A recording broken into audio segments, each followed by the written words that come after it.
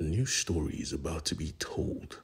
Welcome to my YouTube channel, and this is the entrance to the stories of outer space and the new Energon universe. For those of you who do not know, this is the combined universe of G.I. Joe and Transformers. Some of you may think this is a love story, but no, this is a story of betrayal, truth, and lies. And our story begins with the crash of a jet. From that wreckage, we see a fist punching through the doors. This is our first introduction to a main character called the Handroid.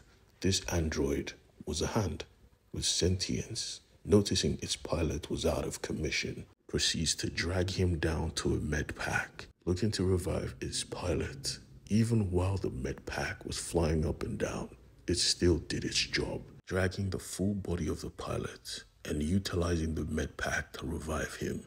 He was out of sorts. His name was Derek, but we will call him Derek. We learned he was locked mid-battle with another pilot, and two of them shot each other down on this desolate world. Placing the android on his ship to scan, he realizes this ship is a wreck. He has to fix it. But before he could even begin, he's attacked. The other pilot survived, and she wanted him dead. So did he. He tried to use his blaster, but it was out of commission. But she wasn't. She was going for the kill with her bare hands. Managing to overpower her, both of them fell into the crater they caused. They were punching, kicking. Like you could tell both of these guys purely hated each other. It got so bad, even the android tried to crush this pilot's skull with the rock. But then he heard please, and he stopped. Please, if it was you, would you let me live? And she told him, nah, I'll kill you on the spot. And this actually made him laugh. That honesty was ridiculous. Absolutely shocked. She asked him, you're not going to kill me? He said, no, I probably need your help because we need to escape this planet or we are going to die. Even the android was like, bruh, this ain't protocol. You meant to kill her on sight. But he had a mind of his own. And so the building of the craft began. I mean, obviously she didn't trust him, but there was no hostility in him anymore. He just wanted to get home. Thankfully, she wanted to as well. So they began. She on electronics, him on the actual hull of the ship. She tried her best to connect the energy ports, but suddenly an explosion went off. He managed to save her, but she tossed him off her. He honestly thought she just wanted to fight, but she managed to put off the smoke because he was on fire. Sadly, their situation became 10 times worse because now the ship was a big ball of fire. Derek still had hope, but her? Nah, she was done. She started losing her mind. My God, what the hell am I going to do? I do not want to die here.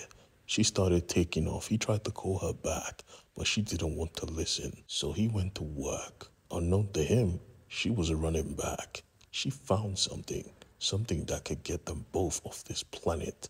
A ship, a ridiculously cool ship. He managed to get closer to it, and with his android, he scanned the ship, realizing that its build was too advanced, and it was clearly depleted of all of its energy.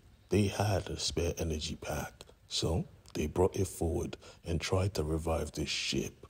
Or should I say, tried to revive this bot. Because right in front of them, as they stood, this ship started to grow legs. They started to grow a head, arms, lips. It was weird. Before they even knew it, Jetfire stood before them.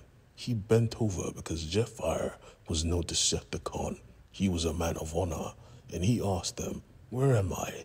They didn't know. So using his own systems, he scanned the dust particle and realized he had been asleep for millions of years. He had a whole world. Without even a second thought, even to the people that saved his life, he apologized and said, I have to go, and transformed and went off. They had to watch their sliver of hope not only deplete their energy supplies, but also take off right in front of them. She was heartbroken again. But he did not give up hope. She was honestly coming to terms with dying on this desolate planet, but he wasn't. We just saw a ship turn into a man. Anything is possible. Which is why I'm going to need your helmet. She screamed, "What? That is a blunder I could never do. The secret decrees of my people say I should never take my helmet off in front of my enemy." But he didn't give a fuck. "Take off your helmet or we will die." So she took off her helmet, and so did he. And they saw they were practically the same race. The only difference was the jewel on his head. Completely shocked, he said, "Just like my visions." And she was confused, like, "What the hell are you talking about?" This is when we see where they both come from. It is called the Sacred Ring, and he was tasked on a mission to recover a gigantic meteor of ice floating in space. You see, his people were running low on water, and they had sensed that their enemies were doing the exact same.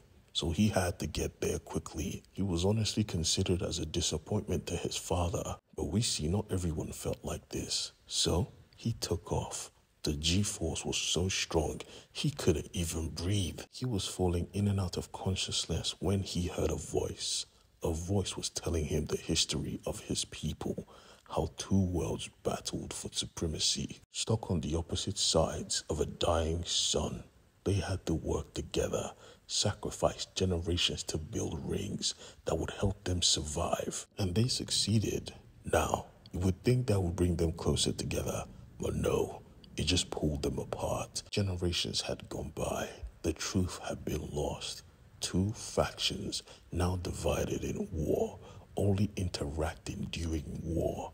During battle, they were thought to hate each other, kill each other on sight. He had to tell someone they were not much different than each other. But when he came to, his head was hurting ridiculously. He tried to explain his vision, what he heard, and she assumed it was her goddess, but his people were not religious, not even in the slightest. But she didn't even care. This is a conspiracy, and it will die here with us if we're not able to survive. But he assured her he is going to survive. So they went back to work, redesigning the ship totally, stripping it down to the bare essentials. They went to work. 6 days, 10 days, 14 days, 20 days.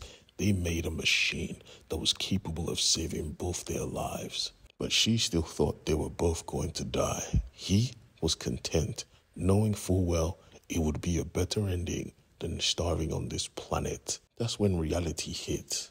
My God, I don't like your kind. I was bred to hate you. I was bred to despise the very thought of you. And here I am working with you to save my pathetic little life. I am a traitor to my people. I was sent to get water. And he said, "So was I." And she replied, "Yes, that's what I'm trying to say. We are both traitors. We are going back home to die." But he smiled, because anything was better than this. And she agreed. So they set off to the stars. With not enough propulsion, they had to manage themselves, drifting in space, hoping to get a signal. Out of curiosity, he asked his android, "How long will it take us to reach the planet?" And the android replied, 12 years. 12 years. But thankfully, they would never need that long, because something was here with them. Something was approaching fast.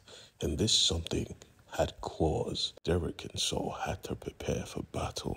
First battle they would ever face together. And trust me, they are not prepared.